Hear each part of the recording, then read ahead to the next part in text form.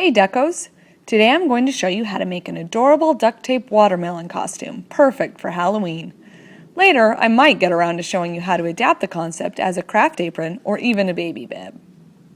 I started my watermelon by laying out 3 19-inch strips of green, then a skinny strip of white. Actually, just for fun, I folded the white strip in half and made a flap. You don't have to though. It looks just as good to lay down a white strip and then leave an inch showing when you start in on the pink strips.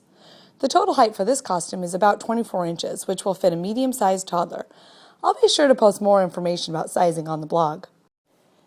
Next, make 2 marks at the bottom edge, 18 inches apart. Then, mark the center top of the costume and measure 3.5 inches on either side so that you have 2 marks that are 7 inches apart. Then, just connect the dots and draw a line on either side so that you have the basic shape of your watermelon slice.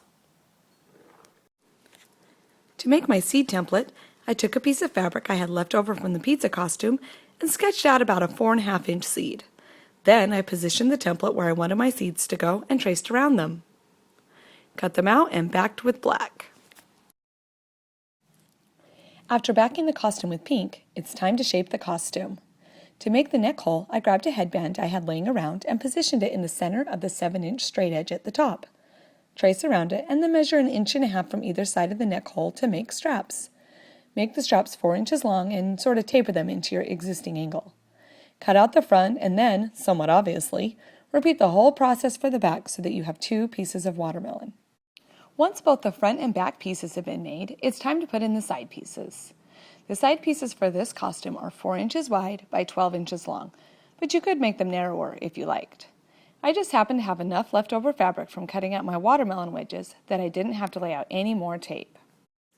Next, lay the 2 side pieces against the back side of one of your watermelon slices and attach with a 12-inch half strip. I used green so you could see what I was doing, but pink would obviously not show as much on the actual costume. Now attach the second watermelon wedge to one of the side pieces.